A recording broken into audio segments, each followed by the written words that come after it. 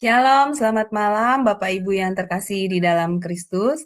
Selamat pagi bagi Bapak Ibu yang stay di Amerika dan selamat siang menjelang sore bagi Bapak Ibu yang stay di Jerman. Selamat bertemu kembali pada kelas pembelajaran firman Tuhan di Sema Adonai pada hari Kamis tanggal 26 Juni 2025. Yang malam ini kita akan belajar tentang materi pribadi yang dipenuhi kasih Tuhan ya Bapak Ibu, dan akan dibawakan oleh narasumber kami yaitu Ibu PDM Magdalena Carolinda Costa. Baik Bapak Ibu sekalian, sebelum kita memulai kelas pembelajaran kita, maka kita akan seperti biasa membukanya dengan berdoa terlebih dahulu ya Bapak Ibu. Mari kita berdoa. Bapa kami yang di surga, terima kasih dan puji syukur untuk hari yang Kau adakan sekali lagi bagi kami ya Bapa. Terima kasih kami boleh melewati hari ini dalam pimpinan-Mu, perlindungan dan penyertaan-Mu. Dan juga terima kasih ya Bapa karena pada malam hari ini kembali kami bisa berkumpul dalam keadaan sehat di kelas Sema Adonai untuk kembali belajar kebenaran firman-Mu kembali. Ya Bapa, biarlah kiranya Engkau selalu menyertai dan memimpin kelas pembelajaran kami. Dan berkati juga saya sebagai moderator ya Tuhan, mampukan saya untuk bisa memimpin kelas pembelajaran ini dengan baik dan lancar sampai akhir. Berkati juga para operator yang bekerja di belakang layar ya Tuhan. Mampukan mereka juga untuk bisa melakukan tugas dan kewajibannya dengan sebaik-baiknya. Dan berkati juga internet kami Tuhan, serta perangkat yang kami pakai saat kelas ini berlangsung, agar tidak ada kendala satupun yang dialami oleh internet dan perangkat kami. Dan yang terutama berkati hamba-Mu Ibu Magdalena yang akan menyampaikan kebenaran dan isi hati-Mu ya Tuhan pada malam ini. Kebenaran firman-Mu dan isi hati-Mu pada malam ini. Urapi setiap perkataan dari Ibu Magda dan juga berikanlah hikmat yang hanya daripada-Mu Tuhan, sehingga Ibu Magda mampu menyampaikan kebenaran firman-Mu dengan baik dan benar sesuai dengan kehendak-Mu ya Tuhan. Dan berkatilah juga kami semua yang berada di dalam kelas ini, maupun yang mendengarkan di live YouTube ataupun nanti yang mendengarkan di live tunda. Buka hati dan pikiran kami serta terangi dengan roh-Mu ya Tuhan. Dan juga berikanlah hikmat yang hanya daripada-Mu, sehingga kami mampu menangkap apa yang diajarkan oleh Ibu Magdalena dengan baik dan benar, sesuai juga dengan kehendak-Mu Tuhan. Dan materaikan firman ini di dalam hati dan pikiran kami. Jadikan rema, sehingga kami selalu mampu mengingatnya Tuhan. Dan yang terutama kami mampu melakukannya di dalam kehidupan kami dan kepada sesama. Dan kami juga dapat mewartakannya kepada sesama kami. Terima kasih Tuhan, kami mau menyerahkan kelas pembelajaran ini dari awal hingga akhir hanya di dalam pimpinan-Mu. Dan kami patahkan segala kuasa kegelapan yang akan menghalangi kelas pembelajaran kami saat ini dalam nama Yesus. Doa ini kami panjatkan dalam satu nama, yaitu Tuhan Yesus Kristus, Juru Selamat kami yang hidup. Haleluya. Amin. Baik, Bapak Ibu sekalian, sebelum memulai kelas pembelajaran seperti biasa, kita akan mendengarkan profil dari narasumber kami terlebih dahulu ya, Bapak Ibu. Ya, sebentar. Shalom semua, selamat datang kembali di Zoom Sema Adonai dan di channel YouTube Cahaya Firman. Pada kesempatan kali ini kita akan berkenalan dengan pengajar kita yakni Ibu Pendeta Magdalena Caroline da Costa, dan berikut adalah profil singkat dari beliau. Magdalena Caroline da Costa, Mojo Agung, Jombang, Jawa Timur, 17 Juli tahun 1973. Orang tua, Pendeta Christoffel Abraham da Costa dan Pendeta Ineke Victorine Lydia I Gunawan. Status pernikahan, menikah dengan Pendeta Daniel Albertus Vincentius, sarjana teknik. Dikaruniakan 2 anak. 1. Samuela Jessica Adelaide. 2. Samuel Jeremiah David. Pelayanan, mulai melayani Tuhan sejak usia 11 tahun, Gereja Bethany sampai saat ini. Memuridkan wanita sejak usia 15 tahun sampai sekarang. Dan tergabung dalam Virtuous Life Indonesia untuk menjangkau lebih banyak wanita agar dipulihkan dan dimuridkan. Pada tahun 2004, sempat tinggal di Sydney, Australia, untuk merintis cabang Bethany Sydney, yang kini dilanjutkan oleh rekan lain. Pendidikan, tahun 1994, Sarjana Pendidikan, Universitas Wijaya Mandala, Surabaya, Keguruan Bahasa Inggris dan Seni. Tahun 2019, Magister Sains, studi untuk konselor. Lanjut, Certified Coaching dan Mentoring untuk Trauma Healing. Tahun 2024, Magister Divinitas MDiv, ACOM, Asia College of Ministry, Australia. saat ini sedang menyelesaikan doktor teologi di Dayspring Theological University, Texas, Dallas, serta studi di Israel Bible Center Institute. Pengalaman kerja dan pelayanan, bidang pendidikan dan terapi, tahun 1996 sampai tahun 2002, mengajar di sekolah YPPI dan Santo Henricus. Tahun 1996 sampai sekarang, menjadi terapis anak autisme di CA Center. 10 tahun terakhir lebih berfokus pada terapi privat. Tahun 2012 sampai tahun 2016, mendirikan sekolah Royal Family untuk anak-anak kurang mampu. Tahun 2004 sampai sekarang, mengajar di Dayspring Theological University, Texas, Dallas di Indonesia. Bidang konseling dan mentoring. Tahun 2019 sampai sekarang, tergabung di Virtuous Life Indonesia sebagai pemimpin, pelatih, dan mentor. Tahun 2020 sampai sekarang, tergabung di Blessing Counseling sebagai konselor. Tahun 2021 sampai Mei tahun 2024, asisten admin dan akademik di Blessed Bible College Online, Bali. Tahun 2022 sampai sekarang, asisten di Asia College of Ministry, Australia di Indonesia. Bidang pelayanan dan misi, tahun 2004 sampai tahun 2006, bekerja sebagai terapis lansia di Panti Jompo, Sydney, Australia. Tahun 2006 sampai sekarang, tergabung dalam pelayanan pedesaan di JJP Ministry. Tahun 2006 sampai sekarang, tergabung sebagai fasilitator dalam pelayanan wanita bijak. Tahun 2010 sampai sekarang, melayani di Persekutuan Doa Priscilla Aquila dalam bidang pujian dan penyembahan. Tahun 2017 sampai sekarang, tergabung dalam pelayanan peniup shofar Kota Surabaya. Tahun 2018 sampai sekarang, tergabung di pelayanan wanita Sungai Sukacita Ministry bersama Evangelis Indri Pardede. Tahun 2021 sampai sekarang, melayani di Persekutuan Doa House of Blessing. Iya, Bapak Ibu sekalian, luar biasa ya tadi profil dari narasumber kami yang banyak melakukan pelayanan dalam pekerjaan Tuhan ya. Baik Bapak Ibu, sebelum kita memulai pelajaran kita, maka saya akan menyapa terlebih dahulu narasumber kami ya. Shalom, selamat malam Ibu Magda. Ya, Shalom, Ibu shalom. Helena ya. Shalom. Ya, Shalom. iya. Bagaimana Ibu kabarnya? Sehat selalu ya Bu. Dan Puji luar Tuhan, sehat. Baik Ibu, sudah tidak sabar ini kita ingin belajar, temanya menarik sekali. Baik Ibu, saya persilakan waktu dan tempat kepada Ibu untuk mengajar kami. Dipersilakan Ibu. Baik, terima kasih, Bu Eli. Ya, selamat malam Bapak Ibu, selamat pagi, selamat sore juga buat Bapak Ibu yang ada di Jerman maupun di kota lain. Malam hari ini kita akan belajar mengenai pribadi yang dipenuhi dengan kasih Tuhan.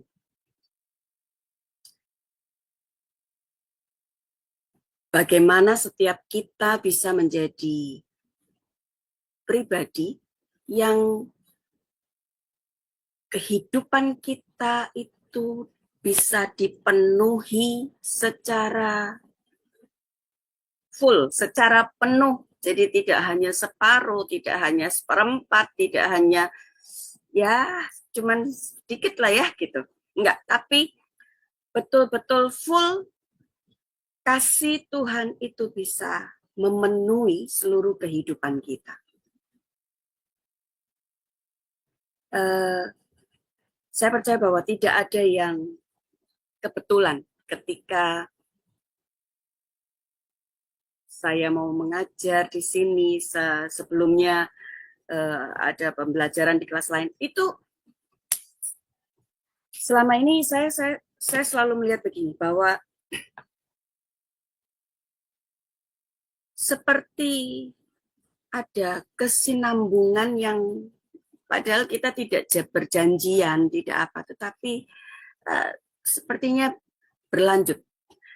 Jadi tadi ketika saya terima di kelas sebelumnya, kemudian saya ingat saya malam ini mau bagi apa ya, nah gitu. Itu saya langsung tersenyum, saya bilang Tuhan itu keren ya, gitu. Kenapa? Karena sebelum berbagi, dia mengingatkan, dia juga mengajar, dia juga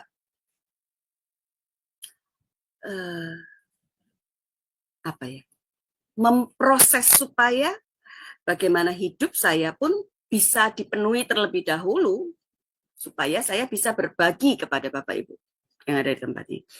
Karena buat saya adalah seperti ini. Saya akan selalu membagikan apa yang saya hidupi dan menghidupi apa yang saya bagikan. Jadi tidak mudah ketika kita ini bilang bahwa kita hidup dipenuhi dengan kasih, tetapi ternyata kita tidak bisa mengasihi orang. Kita tidak bisa mengampuni orang lain. Kita tidak bisa memaafkan orang lain. Kita tidak bisa berbagi dengan orang lain. Kita tidak punya empati sama orang lain. Nah,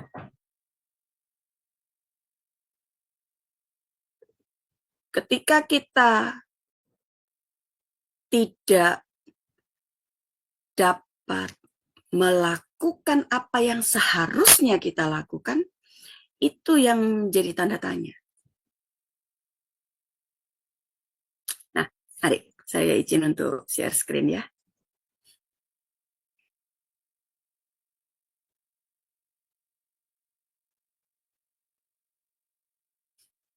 Ya, pribadi yang dipenuhi oleh kasih Tuhan.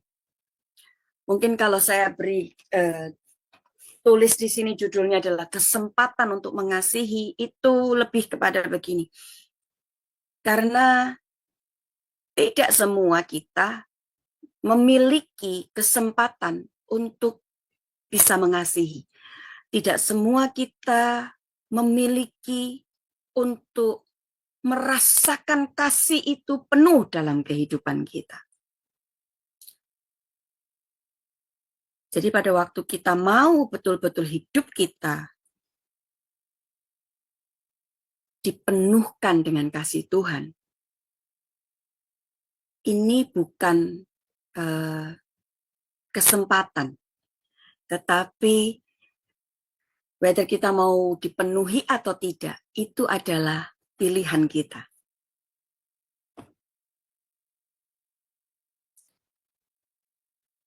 Ya, tadi di kelas sebelumnya kita belajar bagaimana bahwa setiap kita itu diberikan ada dua, satu kesempatan dan satu pilihan.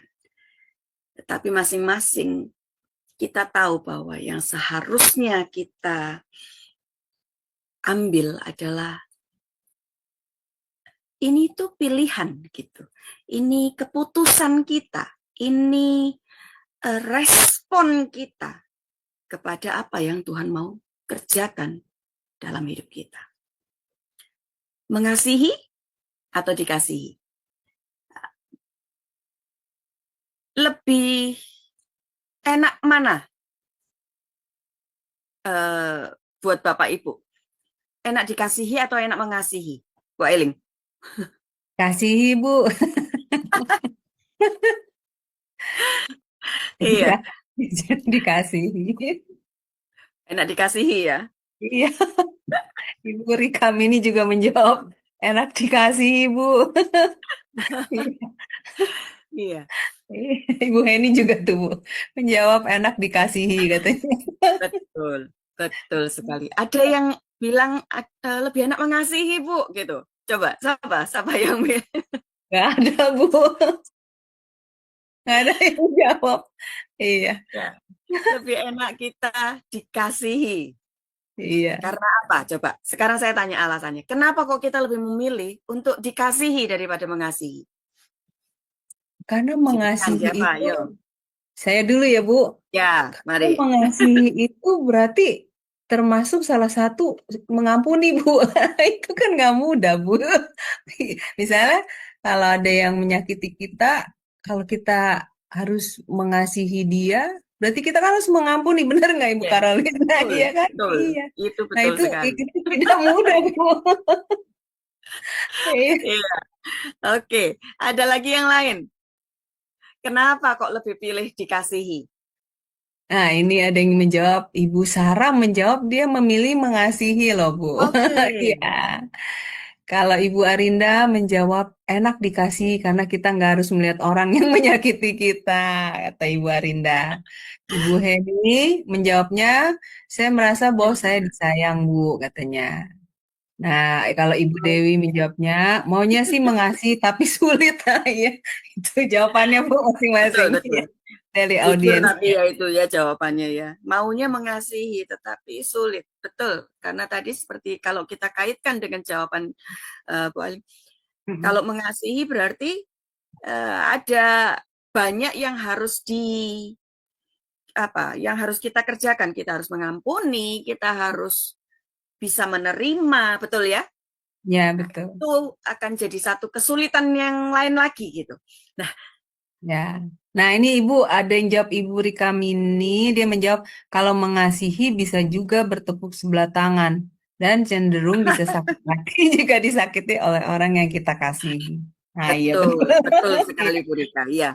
Ya. Saya mau tanya sama yang tadi menjawab, Ibu Sarah, memilih mengasihi, alasannya apa? Ya, silakan dijawab Ibu Sarah.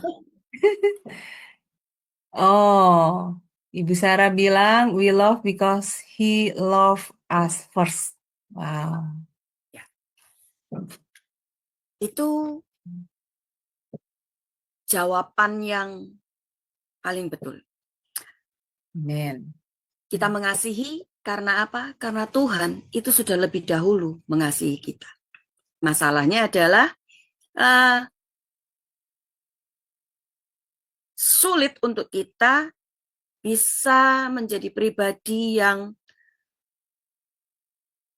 dipenuhkan dengan kasih Tuhan dan kemudian kita mulai bisa mengasihi orang lain. Karena apa? Nah, alasannya itu tadi. Ada banyak yang tadi kita sudah dengar. Ketika kita mengasihi orang lain tapi ternyata tidak ada kasih yang berbalik lagi kepada kita jadi sakit hati. Kita jadi marah, kita jadi tidak terima, kita jadi merasa disepelekan dan lain-lain. Jadi iya, sakitnya itu di sini, betul Bapak Ibu. Jadi ketika kita mengasihi dan kemudian tidak dibalas, itu sakit banget gitu ya. Sudah capek-capek gitu ya. Kita sudah capek-capek mengasihi, berkorban buat orang yang kita kasih, ternyata dia santai-santai aja gitu. Nah, yang jadi pertanyaan, bukankah itu yang sering kali kita lakukan kepada Tuhan? Iya apa iya Bapak Ibu? Iya benar Bu. Betul. Tuhan itu sudah lebih dulu mengasihi kita. Oke. Dan dia mengasihi itu tanpa alasan loh. Bukan karena saya sudah cinta duluan sama Tuhan, saya sudah enggak loh. Dia mengasihi kita tanpa alasan. Karena dia memang mengasihi Bapak Ibu dan saya. Karena kasihnya sama kita itu penuh. Makanya dia mau beri dirinya, mau beri hidupnya untuk ganti kita di atas kayu salib. Kalau makanya saya pernah bertanya pada waktu itu, mau nggak? Saya pernah tanya itu gini. Sekalipun suami istri, apakah rela mati buat istrinya si suami? Apakah si istri juga rela mati buat suaminya? Kira-kira gimana? Sulit Bu. Jujur aja. Mati untuk mungkin kalau untuk anak masih bisa ya Bu, tapi ya untuk anak masih bisa ya Bu. Ya, itu dia. Iya. Saya makanya waktu itu bertanya tidak hanya satu kali, saya sampai tanya, betulan nih. Iya, saya mau mati buat istri saya. Bener? Saya kan tanya, bener sama si suami? Iya, betul. Istrinya langsung jawab, saya belum tentu loh Bu. Kalau tadi suaminya bilang dia mau, tapi si istri bilang, kalau saya belum tentu. Karena apa? Bukan sesuatu yang mudah. Makanya ketika kita melihat contoh yang dilakukan oleh Tuhan, bagaimana dia memberikan hidupnya untuk kita, untuk Bapak, Ibu, dan saya yang seharusnya ada di kayu salib, tapi dia menggantikan setiap kita. Dia disalibkan buat Caroline, dia disalibkan buat Magda, dia disalibkan buat Bu Aling, dia disalibkan buat Bu Heni. Per pribadi dia disalibkan untuk Bapak, Ibu, dan saya. Dan itu apakah waktu Bapa melakukan itu, Yesus melakukan itu, apakah dia juga tidak maju mundur? Ada, betul ya? Di Getsemani kita melihat bagaimana dia sampai kalau bisa, lalukan. Nah, ketika kita bicara masalah lalukan cawan ini, kita tahu bahwa itu artinya itu sudah ada di tingkatan stres yang sangat tinggi, sangat dalam. Saya pernah bagi ini pada waktu di ibadah, betul ya? Ketika kita sudah ada di tingkat stres yang sangat tinggi, sangat dalam, makanya kenapa sampai peluh itu keluar seperti darah. Tidak mudah, ya, pilihan mengasihi atau dikasihi. Tapi kita melihat dikasihi.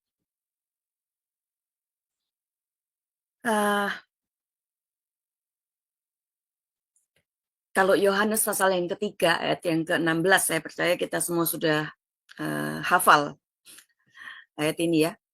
Karena begitu besar kasih Allah akan dunia ini, sehingga dia mengaruniakan anaknya yang tunggal, supaya setiap orang yang percaya kepadanya tidak binasa, melainkan beroleh hidup yang kekal. Di Roma pasal yang kelima ayat yang ke-8 juga berkata, akan tetapi Allah menunjukkan kasih-Nya kepada kita. Oleh karena Kristus telah mati untuk kita ketika kita masih berdosa. Kita melihat begini, kasih Allah akan dunia itu melebihi ekspektasi kita, melebihi apa yang bisa kita pikirkan, melebihi apa yang bisa kita jangkau, sehingga kita tidak pernah berpikir bahwa dia rela mengaruniakan anaknya buat kita orang yang berdosa. Tetapi kita lihat bahwa dia menunjukkan kasih-Nya dengan putranya yang tunggal itu mati di atas kayu salib.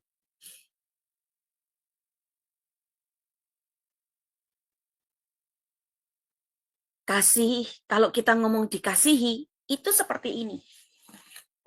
Berkorban tanpa mengharapkan sesuatu imbalan apapun. 1 Yohanes pasal yang ke-4 ayat yang ke-10 itu juga berkata begini, inilah kasih itu. Bukan kita yang telah mengasihi Allah, tetapi Allah yang telah mengasihi kita dan yang telah mengutus anaknya sebagai pendamaian bagi dosa-dosa kita. Ayat yang ke-9 juga bilang gini, dalam hal inilah kasih Allah dinyatakan di tengah-tengah kita, yaitu bahwa Allah telah mengutus anaknya yang tunggal ke dalam dunia supaya kita hidup olehnya. Kalau kita mundur lagi agak sedikit ke belakang di Efesus. Di Efesus itu dibilang seperti ini. Tetapi Allah yang kaya dengan rahmat, oleh karena kasih-Nya yang besar, yang dilimpahkannya kepada kita, telah menghidupkan kita bersama-sama dengan Kristus. Sekalipun kita telah mati oleh kesalahan-kesalahan kita, tetapi ini loh, oleh kasih karunia, kamu diselamatkan. Itu dikasihi. Makanya kalau kita bicara masalah dikasihi, itu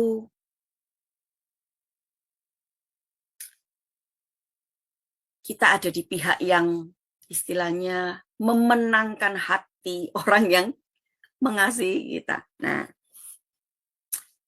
tetapi kalau kita berjalan menuju mengasihi, seperti tadi pilihan dari Bu Sarah ya. Kalau kita lihat di Mazmur pasal yang ke-31 ayat yang ke-24. Kasihilah Tuhan, hai semua orang yang dikasihinya. Kasihilah Tuhan, hai semua orang yang dikasihinya. Firman minta kita untuk mengasihi Tuhan. Karena apa? Karena Tuhan sudah mengasihi kita. Markus pasal yang ke-12 ayat yang ke-20 juga bilang gitu, ke-30. Kasihilah Tuhan Allahmu dengan segenap hatimu dan dengan segenap jiwamu dan dengan segenap akal budimu dan dengan segenap kekuatanmu. Karena apa? Ketika kita belajar untuk mengasihi, itu tidak gampang. Makanya harus dengan segenap hati, dengan segenap jiwa, dengan segenap akal budi, dan dengan segenap kekuatan. Kalau enggak ada yang mampu, Bapak Ibu. Ketika kita bilang bahwa saya mau mengasihi, itu artinya kekuatan kita harus ada di atas rata-rata, dalam artian begini, sekalipun kita disakiti, kita harus tetap bisa mengasihi. Sekalipun kita direndahkan,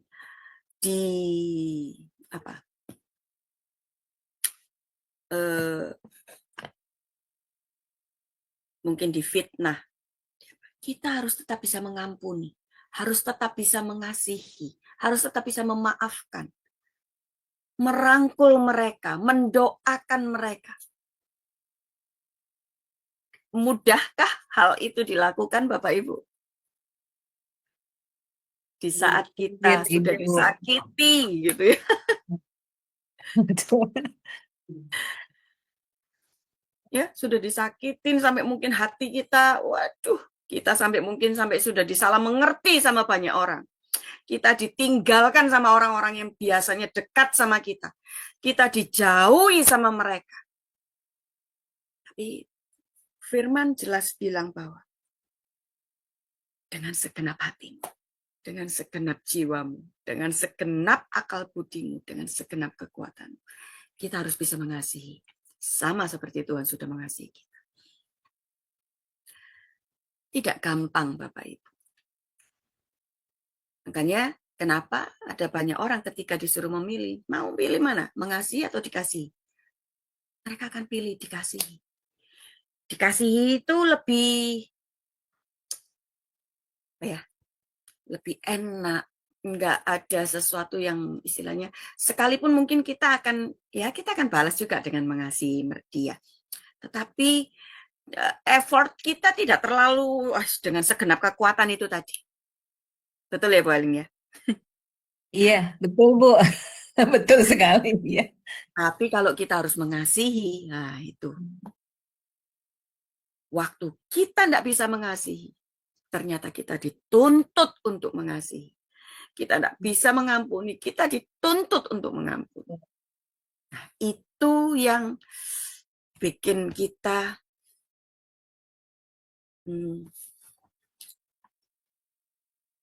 jadi bertanya, mosok sampai segini ya? Nah, kadang-kadang ada pertanyaan seperti itu ya, ada yang bilang seperti itu. Tuhan, masa sampai seperti ini sih saya harus bisa mengasihi, bisa mengampuni orang lain gitu. Mereka udah nyakitin aku loh, mereka sudah begitu. Kita mungkin sampai di titik itu ketika kita bertanya sama Tuhan.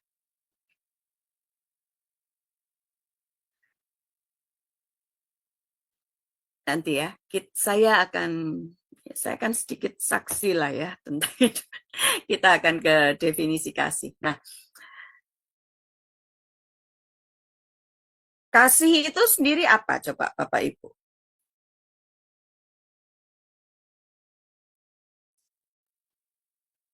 Coba Pak Anwar, bisa kasih saya masukan enggak definisi dari kasih apa nih kira-kira? Silakan Pak Anwar, sudah dikasih co-host. Ya, monitor Pak Anwar. Sepertinya tidak monitor ya Bu, Pak Anwar ya. Oke. Ya, Baik, siapa yang lain yang mau jawab? Apa ya, kasih? Coba. silakan. Lewat chat juga boleh ya, Ya, Bapak silakan. Ibu. Ya, silakan menjawab. Apa itu definisi kasih?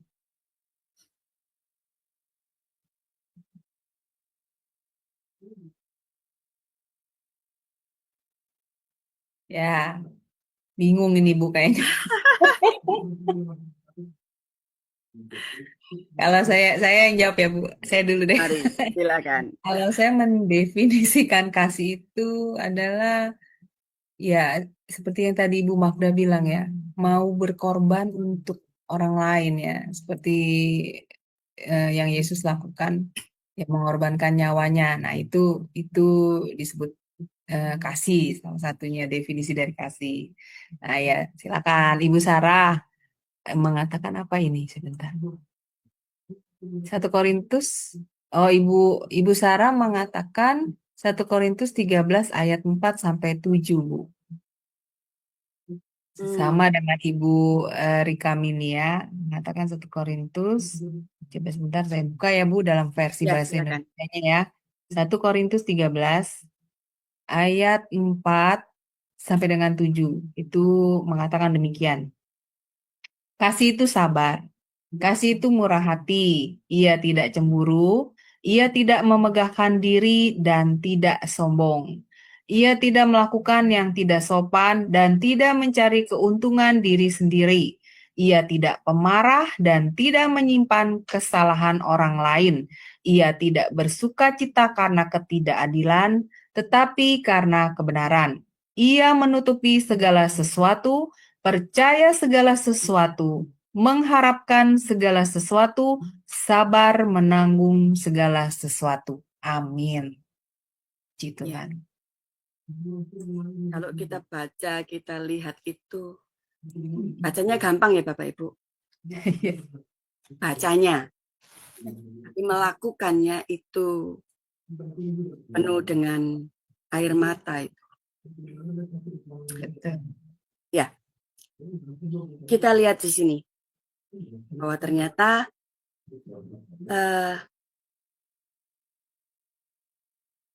ketika kita mengasihi dan kita bisa sampai ada di titik tidak mengharapkan sesuatu sebagai imbalan dari kita, dari kasih yang tadi kita berikan, itu adalah tingkatan kasih yang sudah ada lebih lagi, lebih dalam lagi ya. Gitu.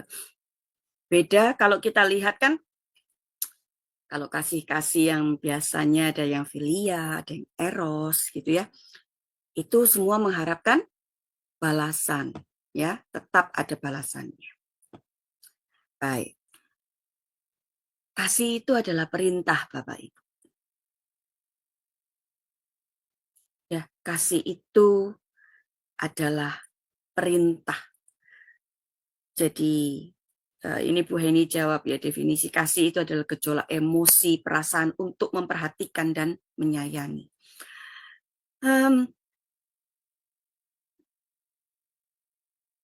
Itu definisi dari kasih, ya.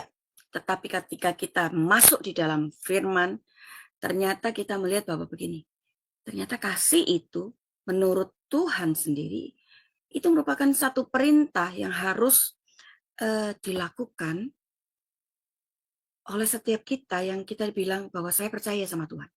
Dan inilah kasih itu, yaitu bahwa kita harus hidup menurut perintahnya. Dan inilah perintah itu, yaitu bahwa kamu harus hidup di dalam kasih.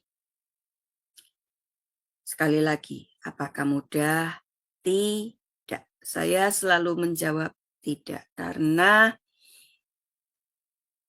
tidak ada yang mudah ketika kita harus ada di sini. Betul, Ibu. Iya.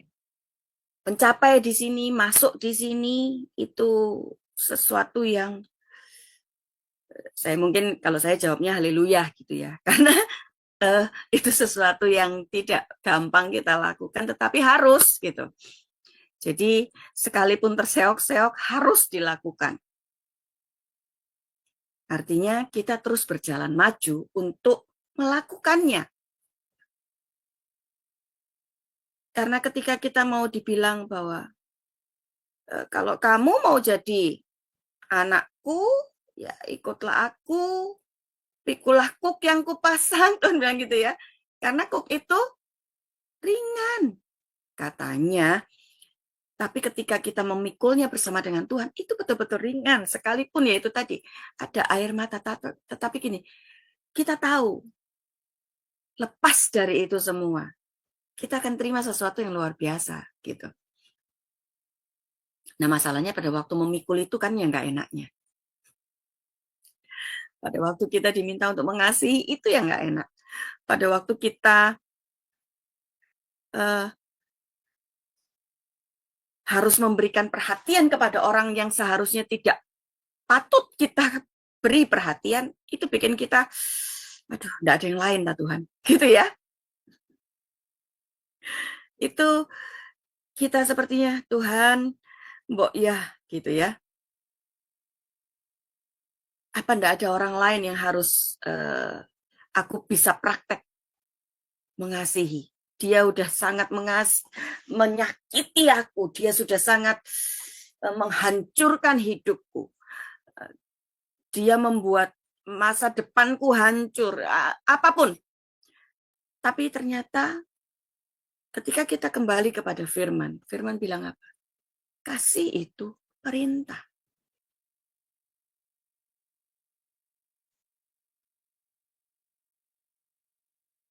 Dan itu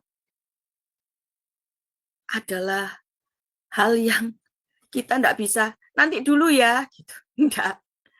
Ketika kita diajar di situ, diproses di situ, harus sampai lulus. Ketika enggak lulus, seperti yang lalu-lalu saya selalu katakan, kita akan selalu dimasukkan di kelas yang sama, sampai kita lulus.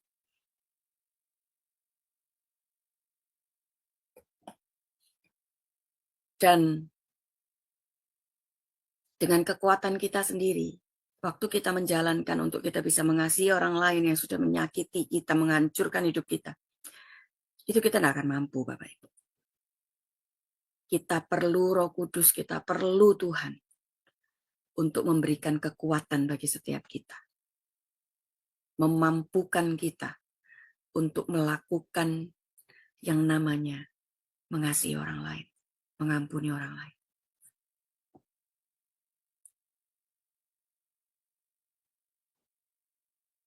Kita melihat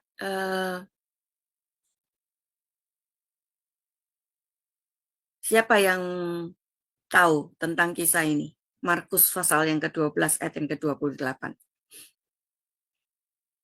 Ini bercerita tentang apa?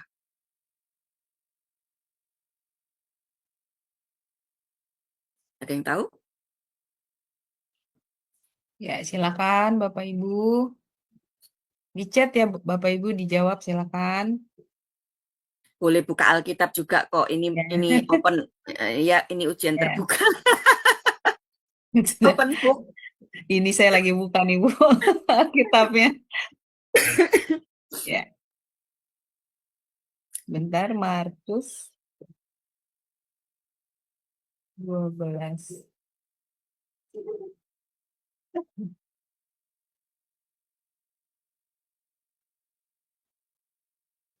Kebun anggur ya, Bu. Markus 12 ayat yang ke-28 tentang hukum yang terutama.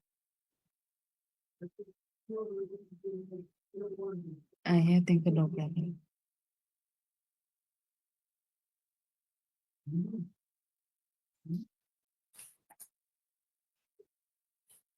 Seorang ahli Taurat lagi bertanya dan dia lagi mendengar Yesus menjawab orang-orang Saduki, gitu ya. Dan Yesus memberikan jawaban yang tepat kepada orang-orang itu. Hukum yang terutama ialah apa? Kasih, Bu. Tuhan itu Esa, betul ya? Hmm, Di ayat yang iya. ke-29. Tapi ketika dilanjutkan ke ayat yang ke-30. Kasihilah Tuhan Allahmu dengan segenap hatimu dan dengan segenap jiwamu dan dengan segenap akal budimu dan dengan segenap kekuatanmu. Dan hukum yang kedua ialah Kasihlah sesamamu manusia seperti dirimu sendiri. tidak ada Hukum lain hukum. yang lebih utama, ya, daripada Bayangkan, kedua hukum ini. ya, Hmm. ketika kita disuruh mengasihi Tuhan, itu hukum yang pertama.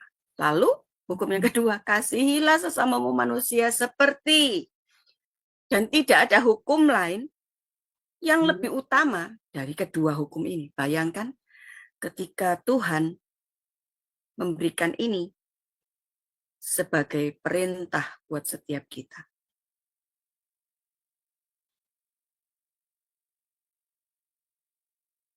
Mengasihi dengan segenap hati, pengertian, kekuatan, dan mengasihi sesama seperti diri sendiri itu jauh lebih utama daripada korban bakaran dan korban sembelihan.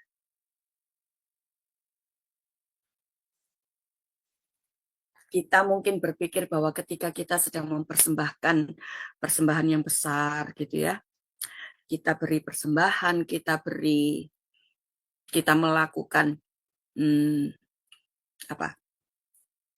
memberikan bantuan ke panti asuhan, ke mana-mana, itu kita sudah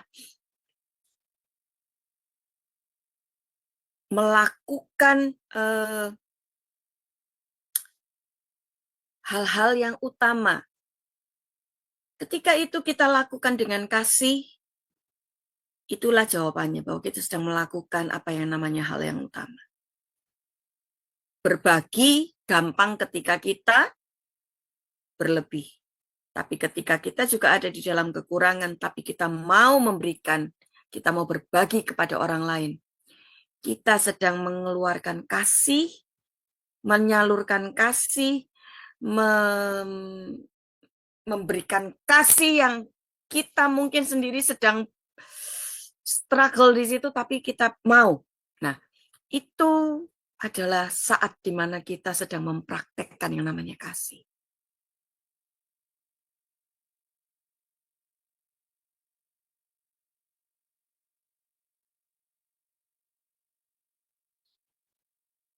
Ketika bertanya hukum mana yang paling utama, Tuhan itu Esa dan kasihilah. Nah, ini jawaban-jawaban yang Tuhan berikan. Tidak ada hukum lain yang lebih utama. Kita melihat bahwa Tuhan ajarannya yang diberikan kepada setiap kita untuk kita meneladani apa yang sudah diajarkan. Itu dasarnya adalah kasih.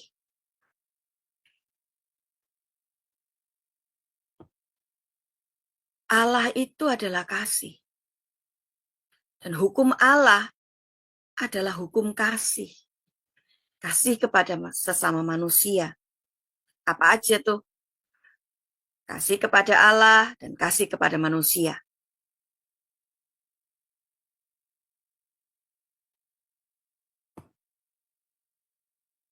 Kasih kepada Allah adalah 4 hukum pertama, kasih kepada manusia adalah 6 hukum berikutnya. Kita lihat ya, kalau di 10 perintah Allah, siapa yang hafal 10 perintah Allah?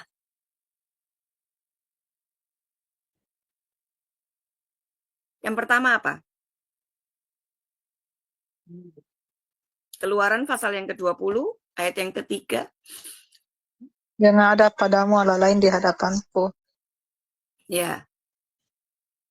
Lalu jangan buat bagimu patung.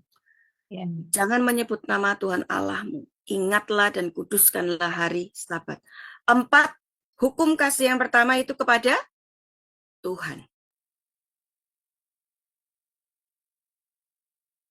Apakah dari 4 ini, Bapak, Ibu, dan saya, kita sungguh-sungguh sudah melakukan ini dengan segenap hati kita? Atau kita masih punya Allah lain dalam tanda kutip yang kita beri perhatian lebih dibandingkan Allah yang seharusnya kita sembah. Ada enggak hobi kita mungkin? Atau siapa? Patung yang menyerupai apapun. Tapi kadang-kadang ketika kita lebih mencintai seseorang, kita lupa bahwa Allah kita itu adalah Allah yang cemburu. Makanya kenapa dibilang jangan buat patung yang menyerupai apapun. Karena dia mau kasih kita itu kepada dia terlebih dahulu. Makanya kenapa? Dari 10 hukum 1 sampai yang keempat itu ditaruh yang pertama. Karena itu yang utama yang harus kita lakukan terlebih dahulu kepada Tuhan. Baru berikutnya adalah kepada sesama kita manusia. Hormatilah ayahmu dan ibumu. Jangan membunuh, jangan berzina, jangan mencuri, jangan mengungkapkan saksi dusta tentang sesamamu, jangan mengingini rumah sesamamu atau mengingini istrinya atau apapun yang menjadi milik sesamamu. Tapi yang ini pun, yang 6 ini pun ternyata kita masih suka gagal di sini. Iya apa iya Bapak Ibu? Ya, Bu. Tuh.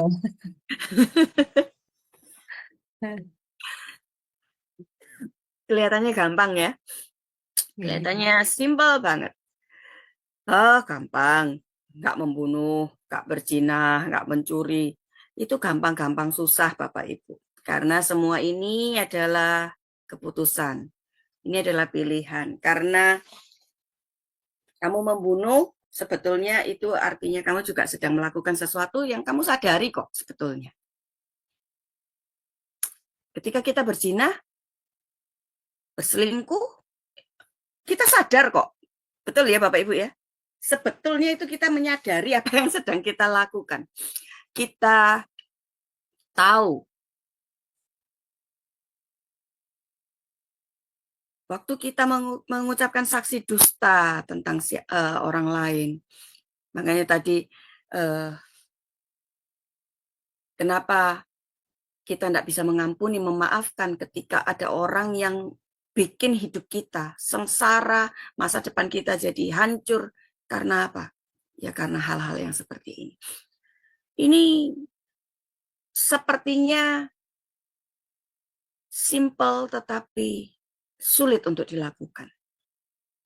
Kepada Tuhan saja kadang-kadang untuk ke gereja kita mungkin hanya ingat pada hari Natal dan hari Paskah. Kita datangnya di 2 hari itu, atau kita datangnya cuma hari Minggu, yang hari lainnya kita melakukan banyak hal yang mendukakan hati Tuhan. Nah, seringkali hal-hal ini tanpa sadar kita lakukan.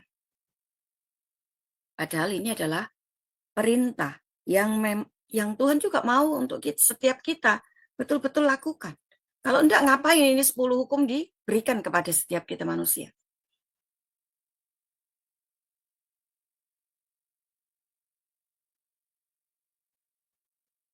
Coba dari yang 6 aja dulu. Oke, yang kasih kepada manusia. Apakah Bapak Ibu sudah melakukan semuanya?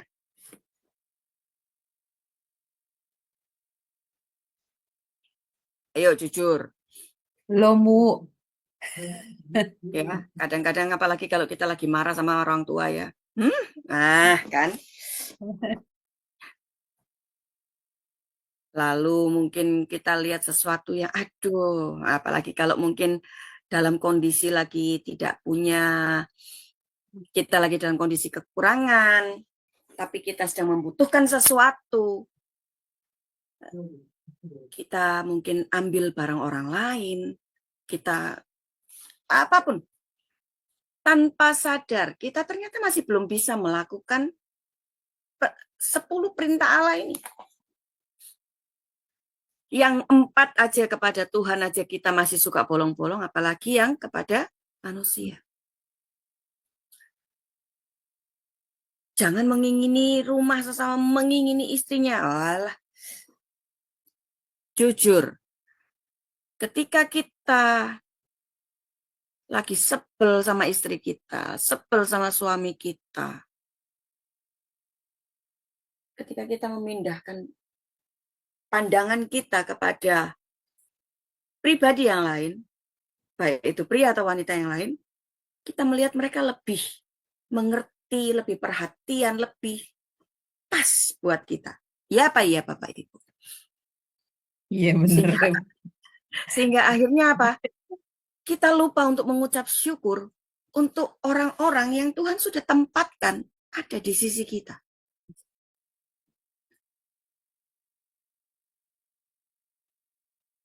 Padahal sekali lagi, kasih dan perintah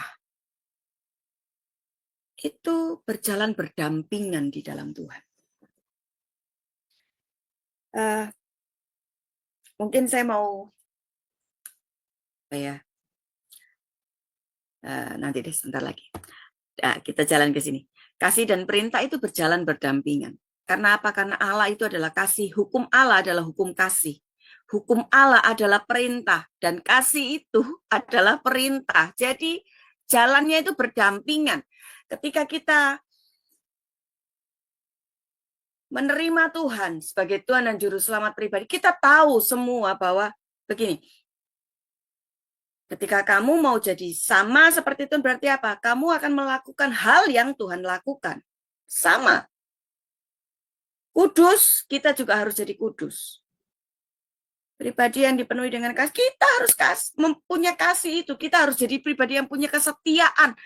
Itu semua adalah karakter-karakter yang Tuhan berusaha contohkan kepada kita untuk kita mengikuti teladannya. Tapi memang itu bukan sesuatu yang mudah untuk bisa dengan gampang kita lakukan gitu ya.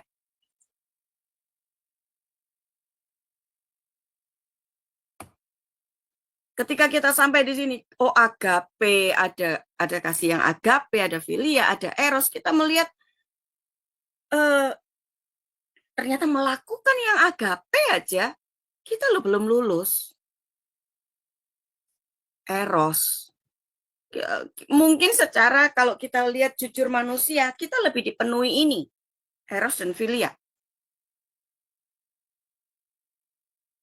Daging kita masih lebih lebih menuntut untuk disenangkan, diberi rasa nyaman.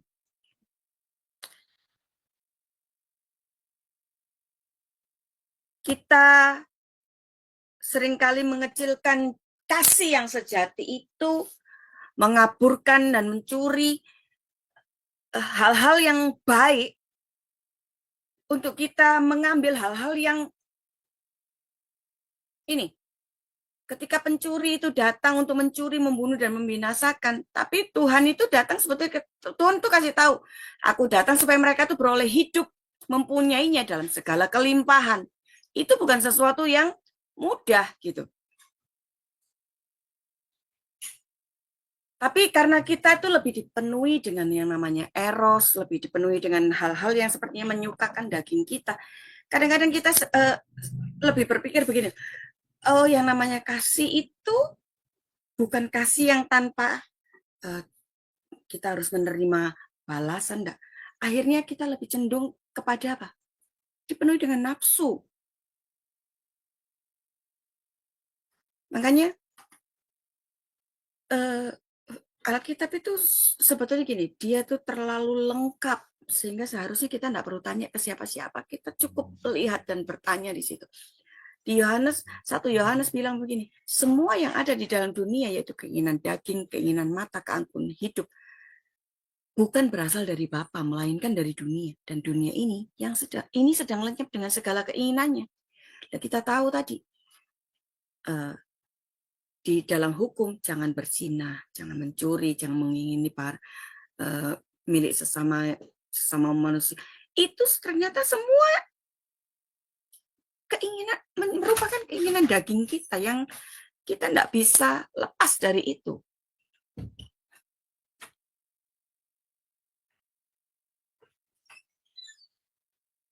Tetapi ketika kita mau sungguh-sungguh melakukan dan hidup di dalam Tuhan, kita akan melakukan apa yang menjadi kehendak Allah, sekalipun sepertinya itu berat untuk dijalani.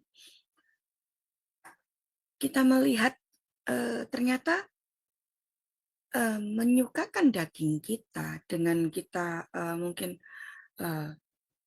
melakukan hal-hal seks bebas, kita mungkin yang sudah menikah kita berselingkuh, kita mengambil barang orang lain, itu lebih menyukakan hati kita.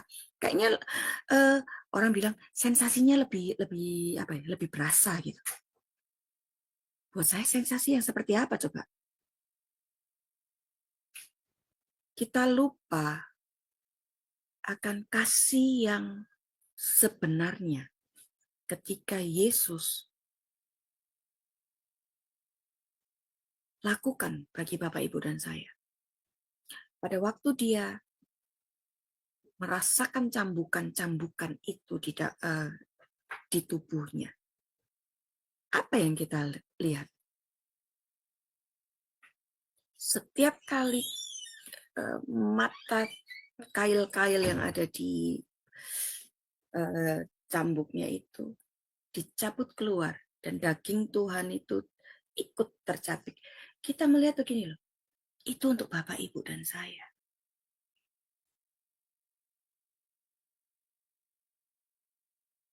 Itu juga untuk mereka yang sedang menyambut dia.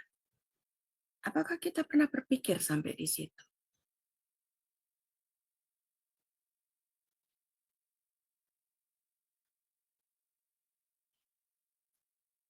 Bukan hal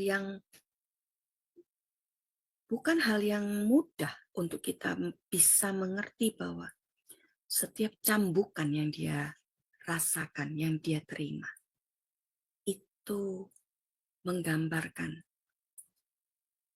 true love yang dia miliki bagi setiap kita, pada setiap kita. Waktu dia membagikan kasihnya, memberikan kasihnya, itu nggak separuh-separuh, nggak cuman seperempat, nggak cuman seperdelapan, enggak. Seluruh hidupnya dia berikan bagi Bapak, Ibu, dan saya.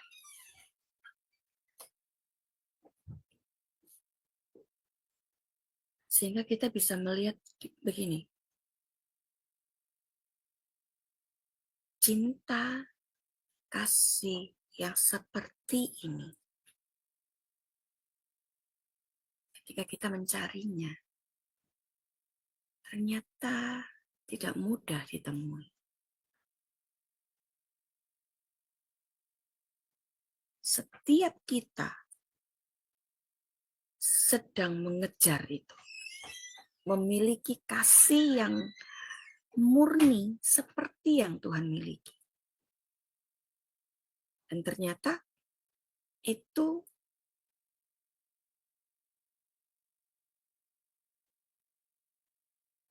butuh effort yang tinggi sekali.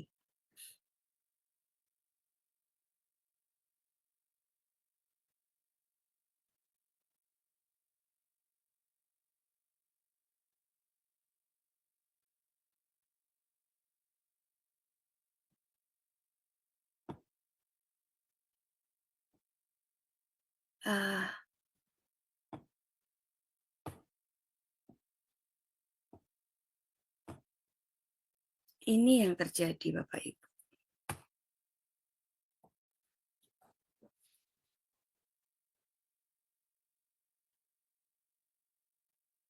Pada saat kita melihat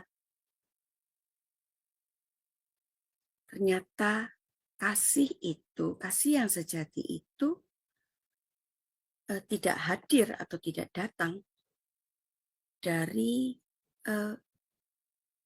tanda awal yang mungkin kalau kalau kita bicara adalah begini, cinta pada pandangan pertama gitu ya. Ada sign-nya gitu. Itu adalah true love-nya kita. Nah, ternyata enggak. Ternyata tidak begitu. Kita melihat bahwa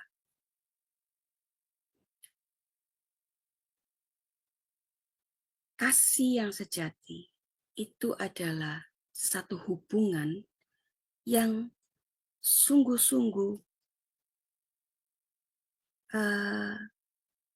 sesuatu hubungan yang sesungguhnya yang daripada Tuhan bagi orang-orang atau anak-anaknya. Matius pasal yang kelima ayat yang ke-28 itu bilang begini, setiap orang yang memandang perempuan dan kemudian menginginkannya, itu sudah berzina. Makanya, bukan tanda awal,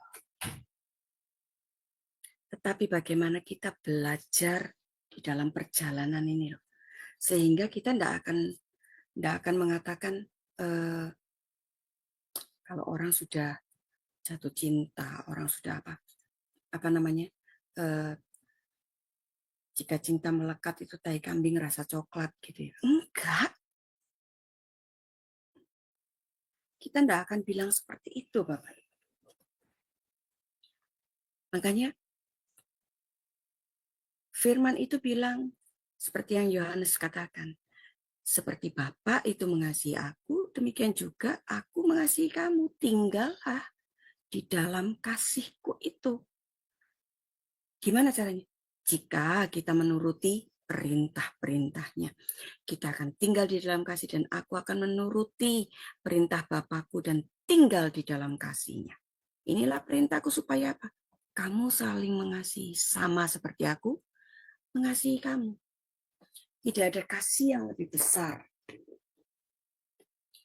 Ini saya minta maaf. Ini kenapa kok mati ya? Ini saya sebentar kok nggak jalan.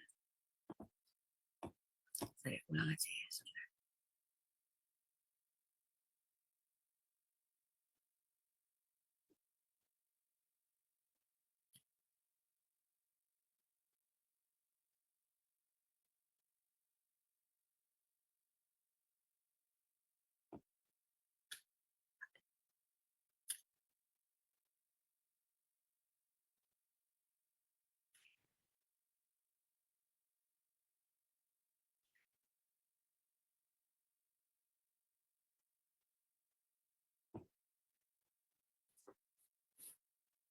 Nah,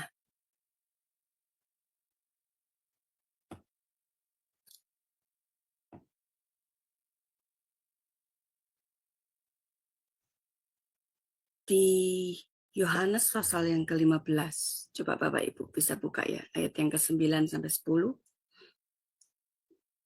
Nanti bisa tolong Bu Alim bacakan.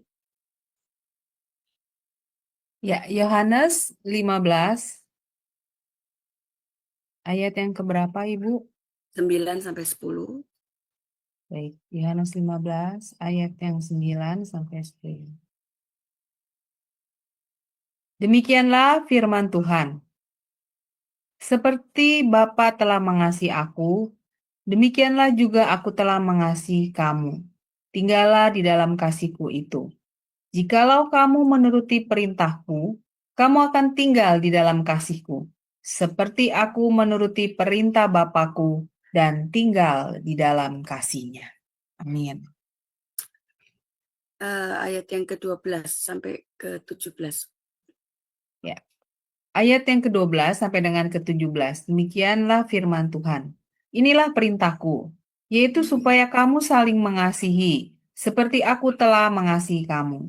Tidak ada kasih yang lebih besar daripada kasih seorang yang memberikan nyawanya untuk sahabat-sahabatnya. Kamu adalah sahabatku, jikalau kamu berbuat apa yang kuperintahkan kepadamu. Aku tidak menyebut kamu lagi hamba, sebab hamba tidak tahu apa yang diperbuat oleh tuannya. Tetapi aku menyebut kamu sahabat, karena aku telah memberitahukan kepada kamu segala sesuatu yang telah kudengar dari Bapakku. Bukan kamu yang memilih aku, tetapi akulah yang memilih kamu Dan aku telah menetapkan kamu supaya kamu pergi dan menghasilkan buah dan buahmu itu tetap.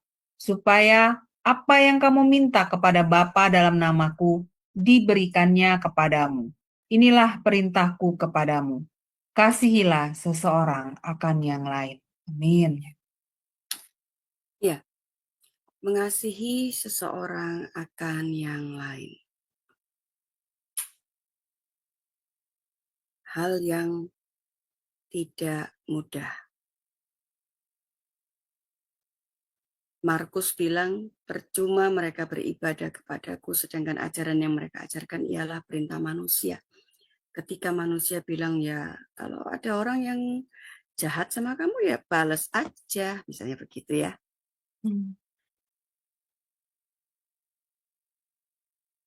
Atau ketika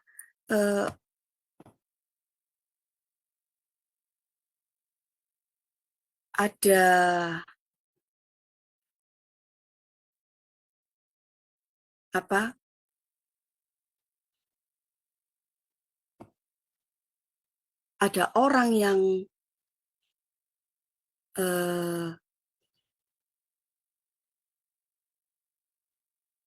sepertinya mengasihi tapi ternyata ada maunya, kita sedang kita sedang belajar untuk tidak diributkan dengan hal-hal itu, tetapi kita mau belajar bahwa mari kita fokus sama Tuhan. Apa yang menjadi perintah Tuhan untuk kita lakukan? Hidup dipenuhi dengan kasih Tuhan. Itu artinya apapun yang terjadi, sekalipun orang itu mungkin tidak layak untuk dikasih, sekalipun orang itu tidak layak untuk dimaafkan, sekalipun yang lain-lain ya. Ternyata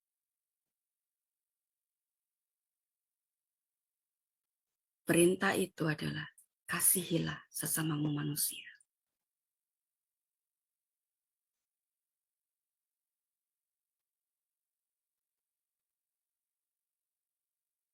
Dan itu hal yang harus kita semua bisa lakukan. Saya nggak bisa, Bu. Mari kita belajar sama-sama.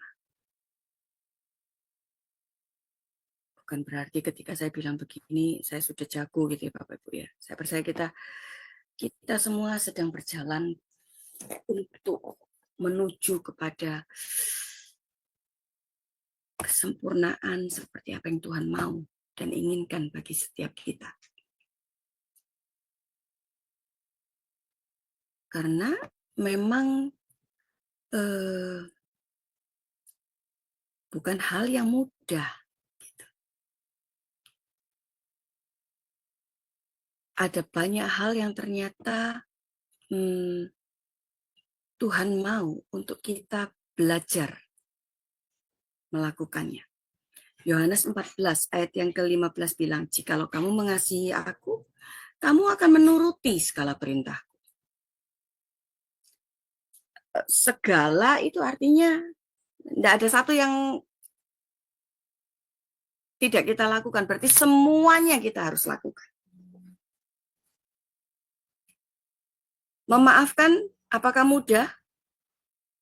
Paling Pak Anwar. Sulit, Ibu. Sulit. Sulit sekali. Tapi katakan apa? Itu perintah. Betul ya? Betul. Segala. Artinya itu. Mengampuni. Itu harus dilakukan. Gampang tidak. Waktu kita sampai di kalau itu perintah berarti istilahnya tidak ada perdebatan yang harus kita lakukan sama Tuhan. Karena kita tidak bisa lakukan apa-apa. Ketika kita sampai di yang kedua, apa sih definisi tadi kasih itu? Kalau yang pertama definisi kasih itu adalah perintah daripada Tuhan. Yang kedua, kasih itu adalah pilihan Bapak Ibu. Seperti yang tadi saya sudah singgung. Kamu mau mengasihi atau kamu mau dikasihi, itu bukan sesuatu yang kita bisa dapatkan sewaktu-waktu gitu ya. Tapi itu adalah pilihan. 1 Korintus 14 ayat yang pertama bilang apa? Kejarlah kasih itu dan usahakanlah dirimu memperoleh karunia-karunia, terutama itu untuk karunia pernubuatan. Nah, kejarlah kasih, tapi di sini ya yang saya mau tekankan.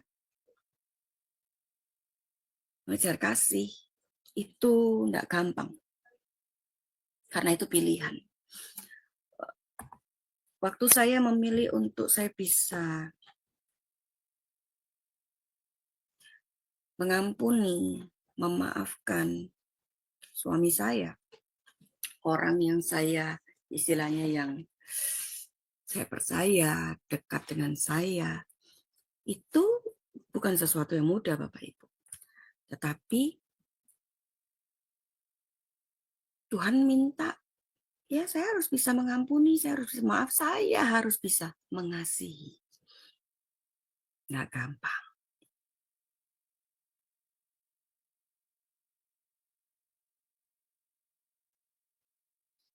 Kalau kita lihat di Yosua pasal yang ke-24, ayat yang ke-15, di situ dikatakan, jika kita menganggap tidak baik untuk beribadah kepada Tuhan, pilihlah pada hari ini kepada siapa kamu akan beribadah.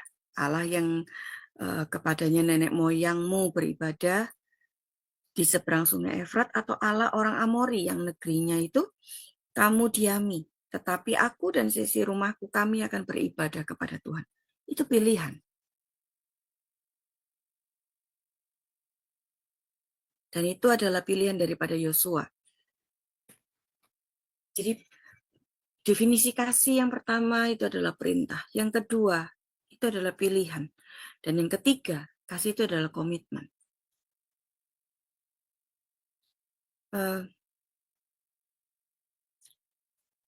1 Yohanes pasal yang keempat, ayat yang ke-16b.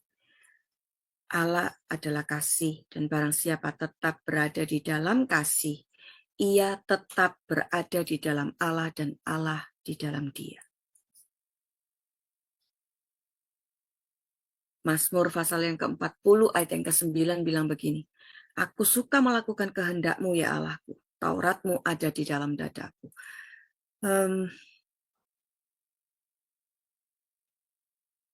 Yang keempat definisinya adalah, kasih itu adalah tindakan.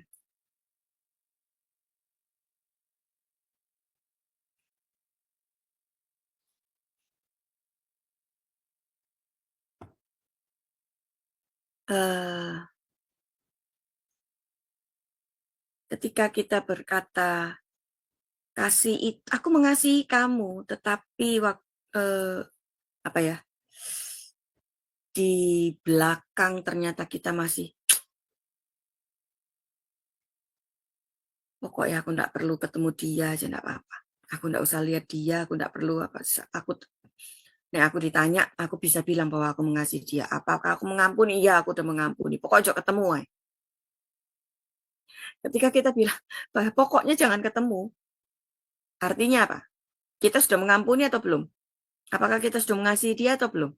Apakah kita sudah memaafkan mereka atau belum? Pokoknya jangan ketemu. Gimana Bu Aling? Itu kasih cuma di mulut, Bu. Belum sampai ke hati.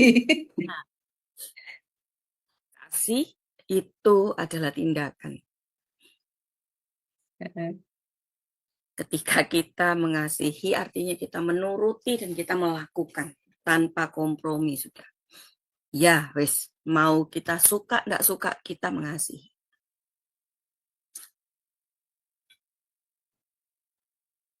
Waktu suami saya melakukan kesalahan sampai dia istilahnya lupa jalan pulang gitu ya Bapak Ibu. Lupa jalan pulang gitu. Tapi yang Tuhan minta adalah saya harus tetap mengasihi, saya harus tetap mengampuni, saya harus bisa menerima.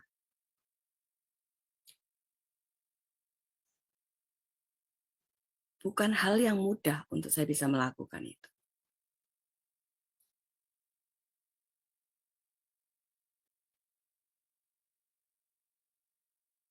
Makanya kenapa saya pernah,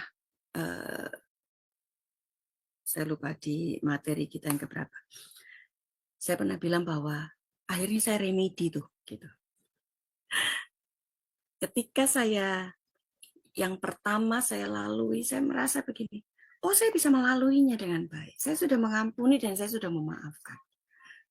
Tapi ternyata apa yang menurut saya sudah lakukan, bagi Tuhan ternyata belum. Saya belum sepenuhnya, seperti yang tadi Bu Ali bilang, cuman di mulut ya Bu Alinya. Iya betul Bu. Iya. Cuma di mulut. Loh, saya bilang, loh Tuhan, aku sudah ngampuni. Aku sudah tidak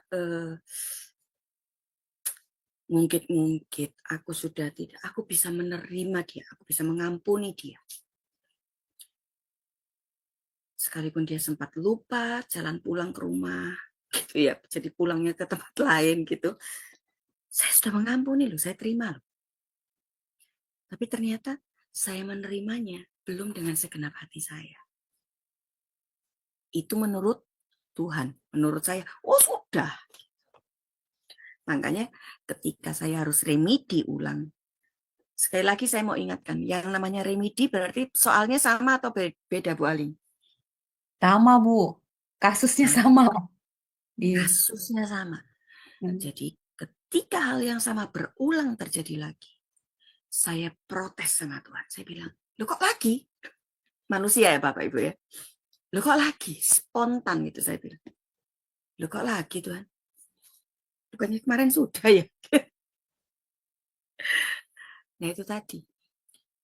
Apa yang menurut saya sudah semua saya lakukan. Saya sudah mengampuni, saya sudah mengasihi, saya sudah memaafkan. Ternyata belum sepenuh hati. Jadi Tuhan lagi didik saya lagi. Saya sampai ngomong sama Tuhan, kok saya lagi sih? Kan bukan saya yang salah nih. Kenapa saya yang harus, istilahnya saya yang harus masuk di dalam proses untuk bisa mengampuni. Itu bisa begitu. Kan sudah. Ada satu statement yang akhirnya membuat saya, oke lah, kalau memang itu yang Tuhan mau. Gini,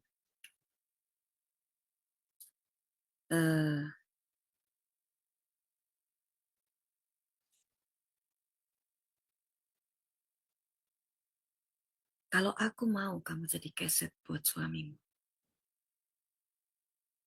kamu mau apa nak? Kira-kira Bapak Ibu, saya jawab apa?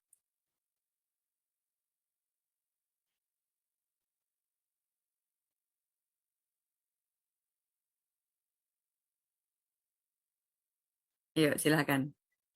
Kira-kira saya jawab apa waktu ada pertanyaan itu?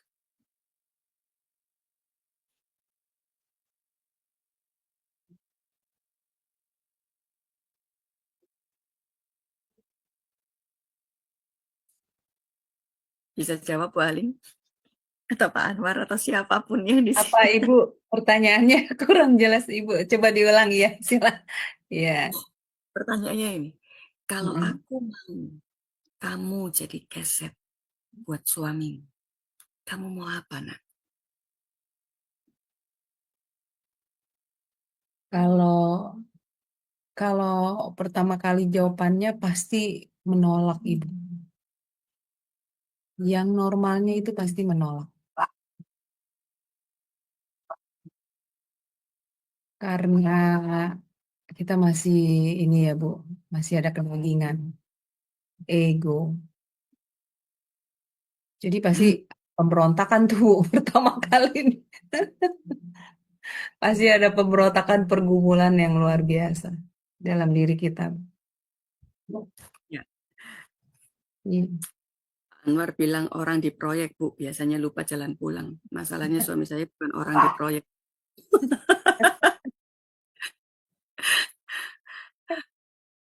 Nah, itu. Jadi pada saat pertanyaan itu muncul, kalau aku mau kamu jadi keset buat suamimu, kamu mau apa? Saya yang tadinya protes, kok gini lagi?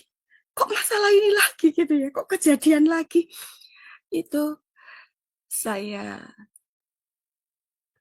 sempat terdiam, saya nggak bisa ngomong apa-apa, saya cuma bisa sampai di satu titik akhirnya saya bilang, ya nggak mau apa-apa sih.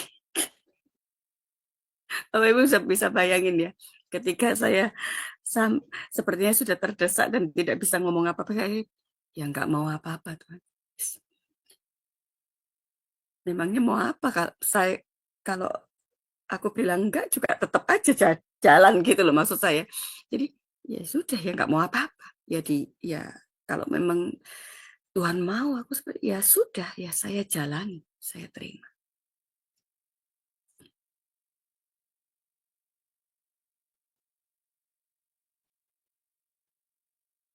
Remedi yang saya jalani itu lebih berat daripada ujian yang pertama Bapak Ibu pada akhirnya.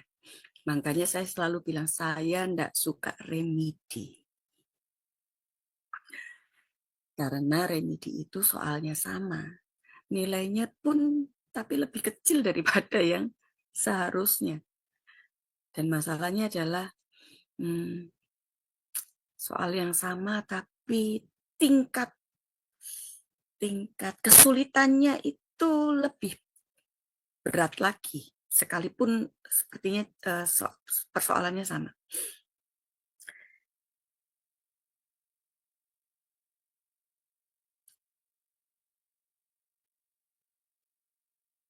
Dan puji Tuhannya adalah saya bisa melewatinya bersama dengan Tuhan. Bukan dengan kekuatan saya. Makanya saya pernah bilang juga, kalau saya tidak melaluinya dengan Tuhan, saya mungkin, Bapak Ibu mungkin bisa menemui saya di rumah sakit jiwa. Gitu ya. Saya mungkin nggak akan bisa bicara di sini. Gitu. Karena yang ada yang saya percaya, yang saya pegang itu adalah begini. Orang yang takut sama Tuhan itu mereka tidak akan melakukan hal-hal yang mendukakan Tuhan. Mereka tidak akan melakukan apa yang mereka tahu bahwa itu adalah kesalahan dan bukan kebenaran. Jadi mereka nggak akan lakukan itu. Tetapi ketika hal itu dilakukan sama orang yang saya percaya, yang saya hormati, yang saya cintai, yang saya itu membuyarkan semua mindset yang ada di pikiran saya. Jadi kenapa sampai pada akhirnya saya belajar tentang konseling, saya belajar tentang coaching, itu untuk menyembuhkan diri saya waktu itu. Saya harus sembuh gitu. Karena kalau enggak, bisa enggak karuan gitu ya. Jadi saya melihat ternyata lewat itu semua, Tuhan bawa saya untuk saya belajar sesuatu. Supaya apa? Ternyata waktu sampai di titik ini saya melihat, oh, apa yang saya pelajari itu bisa untuk memperlengkapi orang lain.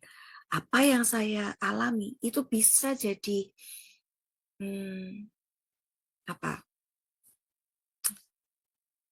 bisa jadi cerita, bisa jadi kesaksian yang mengingatkan orang lain, membuat orang lain yang mungkin, aduh, aku sudah tidak kuat, sudah mau, ternyata itu bisa. Saya juga harus bisa. Ternyata itu saya melihat sampai di titik ini gitu. Saya melihat bahwa sekalipun saya mungkin berdarah-darah, saya sampai namanya orang kalau ngomong apa, sampai sudah tidak keluar, mau orang nangis sampai sudah tidak bisa keluar air mata lagi gitu ya. Tapi saya melihat begini, pendewasaan yang Tuhan lakukan dalam hidup saya itu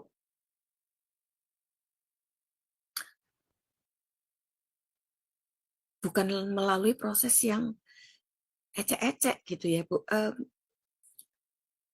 Apakah saya minta? Tidak.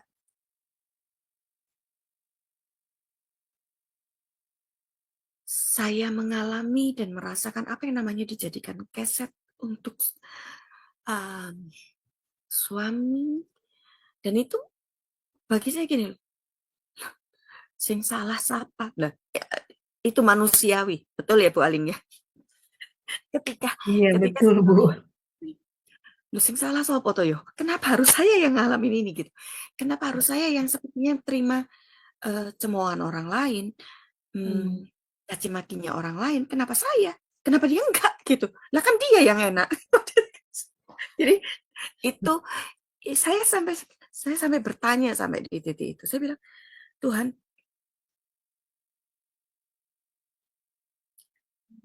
suka-sukamu sudah. Nah, sampai di titik saya menjawab, Tuhan, suka-sukamu. Kamu mau bikin apa atas hidupku? Suka-sukamu Tuhan. Terserah kamu.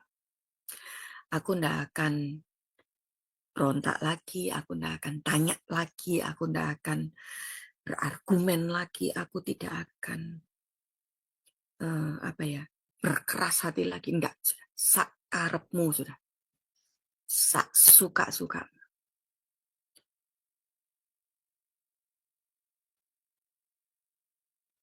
Saya melewatinya, saya menghadapinya.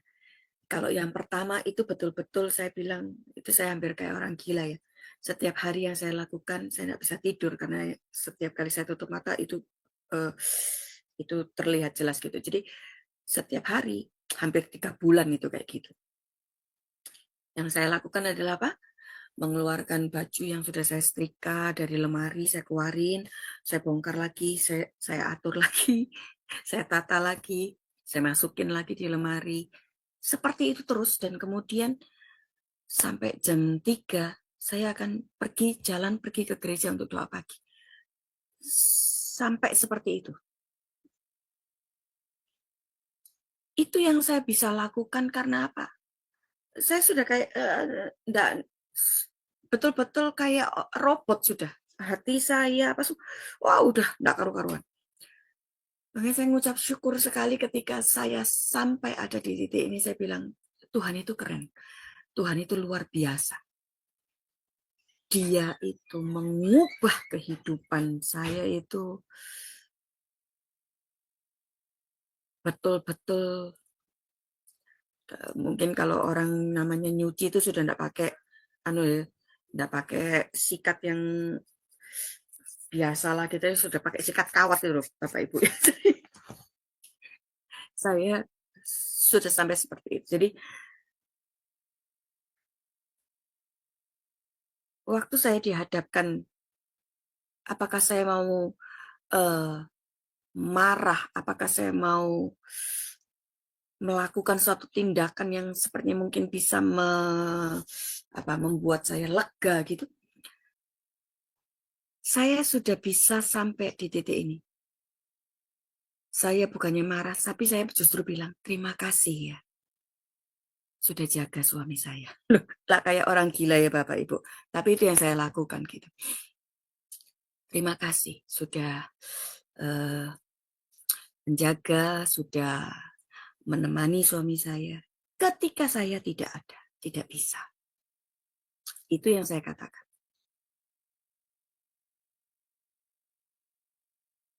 Sambil saya ngomong, saya juga sama mikir, aku ini kayak orang gila ya, ternyata aku ngomong kayak gini. Kok bisa-bisanya aku bicara seperti ini ke orang yang nyakitin aku. Tapi Tuhan mengajar saya untuk saya melakukan dan menerima itu. Dengan lapang hati. Dengan ketulusan. Apakah mudah? Tidak. Sekali lagi, tidak.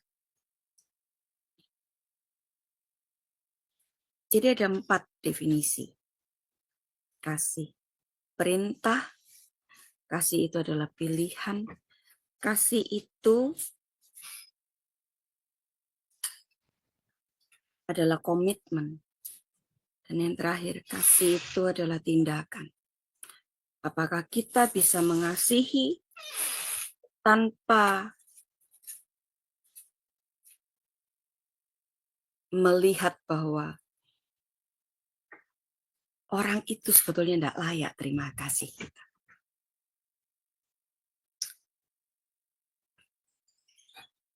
Jadi kenapa tadi judul di depan saya beri adalah kesempatan untuk mengasihi. Karena begini, ketika hidup kita bisa dipenuhi oleh kasih Tuhan, Bapak Ibu,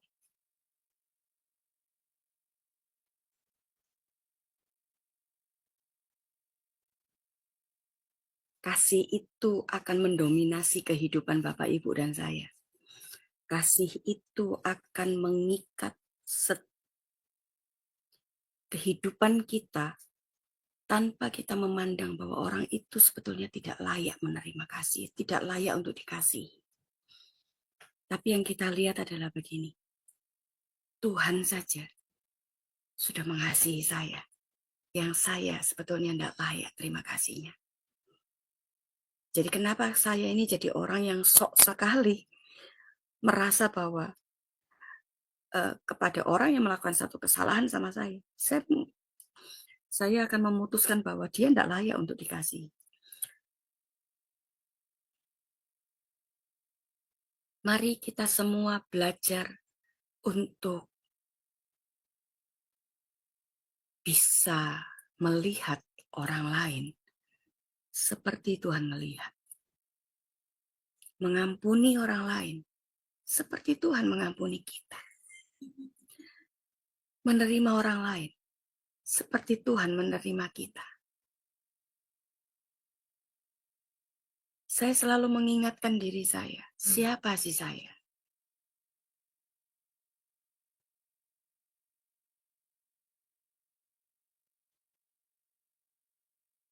Saya ini cuman seonggok sampah yang ada di pojokan, yang Tuhan temukan. Dan Tuhan bersihkan. Tuhan terima, Tuhan penuhkan dengan kasih-Nya. Lalu siapa saya sehingga saya layak untuk saya bisa menghakimi orang lain. Dan saya tidak bisa memaafkan orang lain, tidak bisa mengampuni orang lain. Padahal saya dulunya tidak layak terima pengampunan dari Tuhan. Saya selalu mengingatkan itu sama diri saya sehingga waktu saya sampai di titik di mana saya harus belajar, saya melihat bahwa ya sudah, kalaupun saya harus jadi geser Tuhan, gak apa-apa.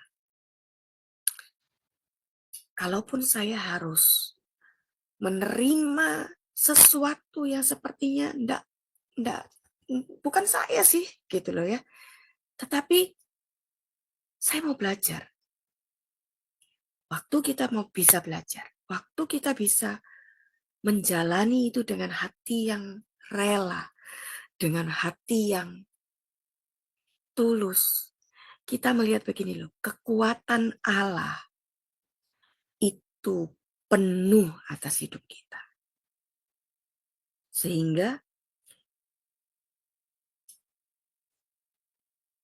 sekalipun sakit, kita akan bisa tetap mengucap syukur dalam menjalaninya. Penuh dengan kasih Allah, itu adalah anugerah yang terindah. Dan kita harus bisa membagikan itu bagi orang lain. Susah, Bu. Mari kita belajar bersama-sama. Selalu ingatkan kepada diri Bapak, Ibu, dan saya. Saya adalah orang yang tidak pantas untuk terima kasih Tuhan. Tetapi saya dilayakkan menerima kasih pengorbanan yang Dia lakukannya sampai di atas kayu salib.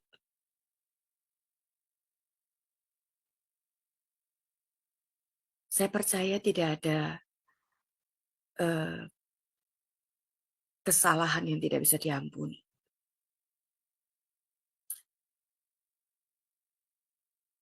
Tuhan sudah mengampuni kita. Jadi kita tidak layak untuk menjadi hakim bagi orang lain.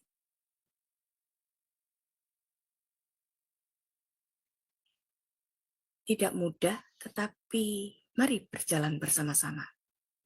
Saya percaya semakin kita mengerti akan Tuhan, semakin kita mengerti akan kebenaran firman Allah, kita akan semakin dikuatkan untuk melangkah di dalam kondisi apapun, di dalam permasalahan apapun yang mungkin sedang kita jalani saat ini. Percayalah bahwa kita akan menang bersama dengan Tuhan. Apapun yang sedang terjadi saat ini, kita harus percaya di depan sana Tuhan sudah sediakan hal yang luar biasa. Semakin proses itu berat, semakin proses itu besar, artinya kemenangan, berkat itu akan semakin besar menanti kita di depan. Ya, saya kira saya akan akhiri sampai di sini. Sekali lagi, mari jadilah pembawa kasih bagi orang lain. Dimanapun Bapak, Ibu, dan saya ada. Jadilah kasih.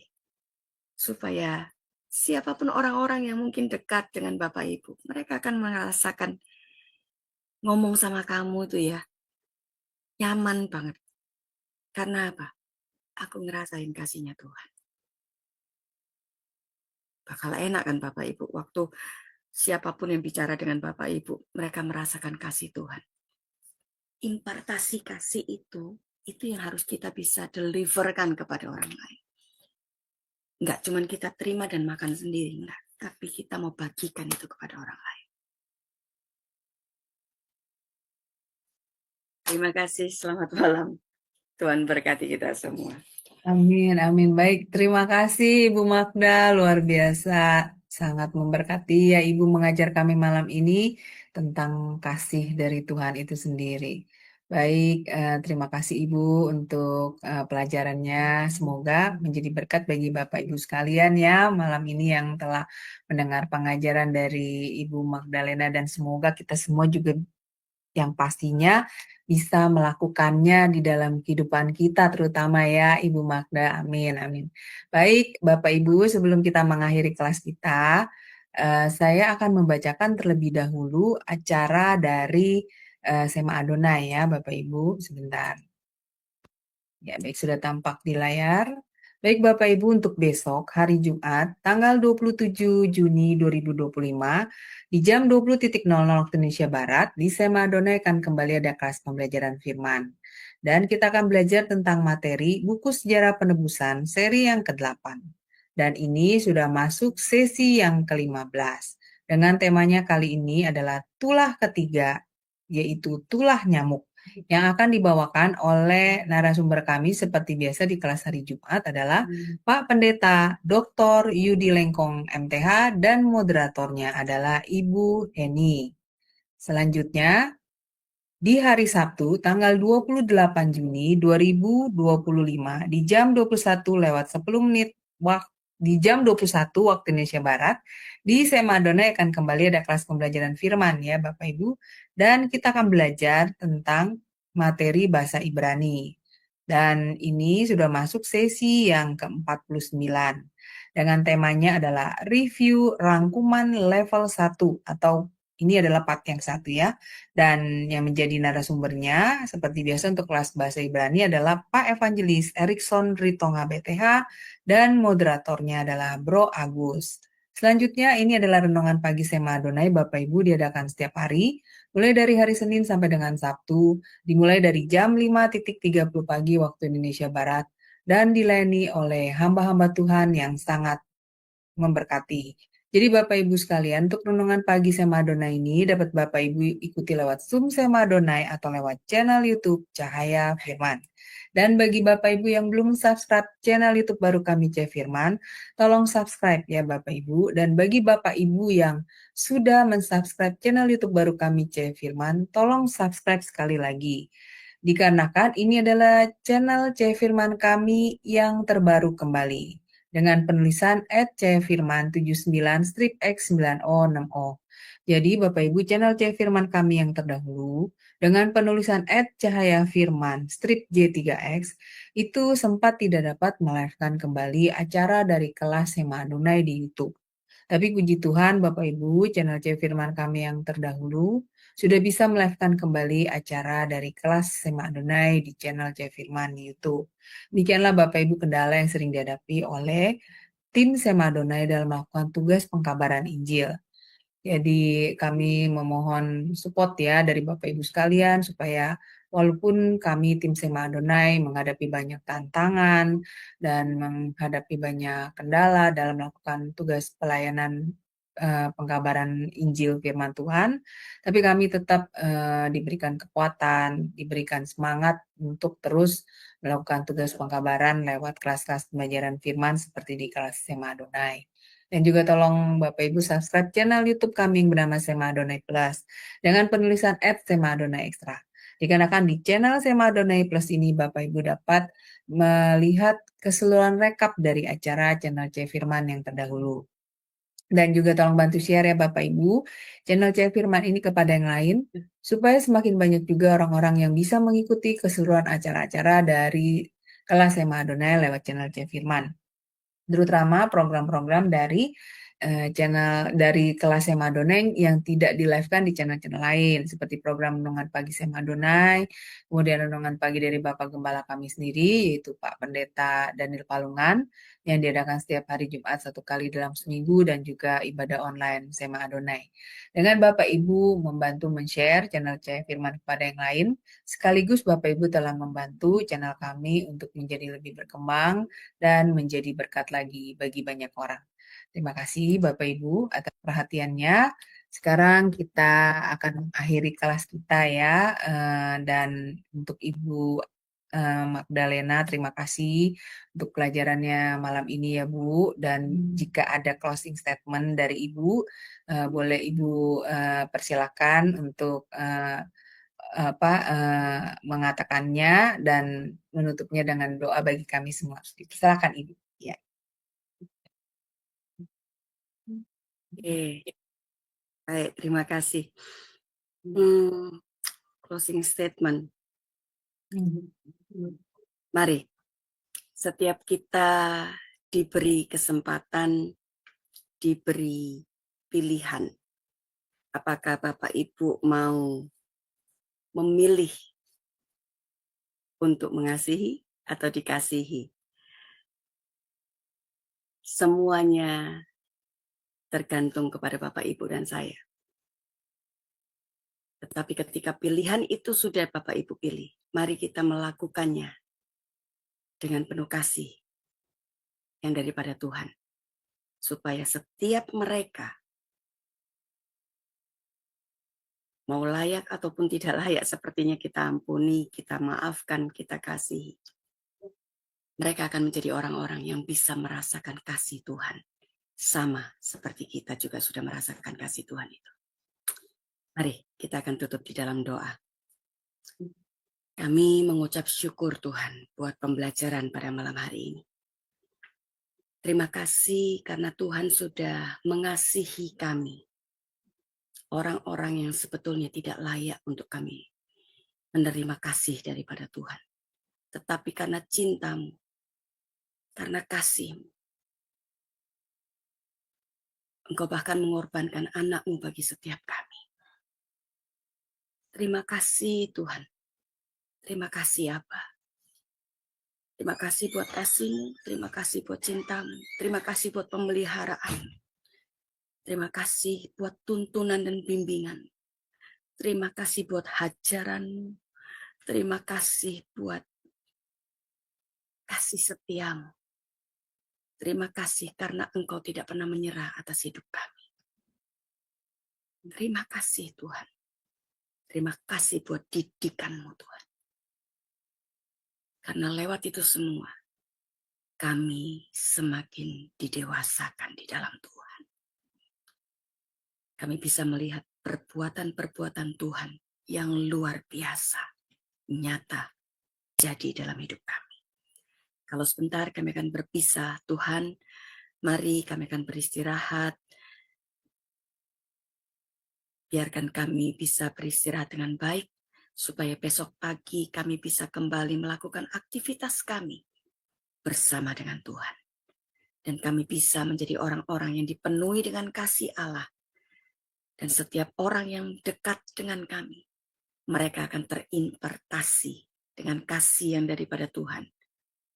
Supaya mereka tahu bahwa Allah yang kami sembah adalah Allah yang penuh dengan kasih yang tidak pernah berkesudahan dalam kehidupan kami. Terima kasih Tuhan, di dalam nama Yesus kami sudah berdoa dan mengucap syukur. Amin. Amin. Baik, terima kasih Ibu Magdalena untuk pelayanannya yang luar biasa bagi kami ya Bu, sangat memberkati. Dan semoga pelayanan Ibu itu selalu diberkati Tuhan lebih dan lebih lagi menjadi berkat bagi banyak orang. Dan Ibu sekeluarga juga selalu diberi kesehatan, perlindungan, dan diberkati oleh Tuhan. Amin. Baik Bapak Ibu sekalian, terima kasih untuk kebersamaannya dengan kami, tim Sema Adonai. Untuk malam ini, semoga pelajaran ini juga menjadi berkat bagi Bapak Ibu semua ya. Dan jangan lupa besok pagi ada renungan pagi di Sema Adonai pukul 5.30 pagi waktu Indonesia Barat. Dan juga ada kelas-kelas lanjutan lagi di malam harinya di Sema Adonai. Dan beri waktu kepada kami tim Sema Adonai 1 menit ya Bapak Ibu yang berada di dalam kelas ini untuk tidak bersuara ketika tim Sema Adonai mengakhiri kelas live-nya di YouTube. Terima kasih Bapak Ibu sekalian. Selamat beristirahat. Tuhan berkati. Shalom, shalom, shalom.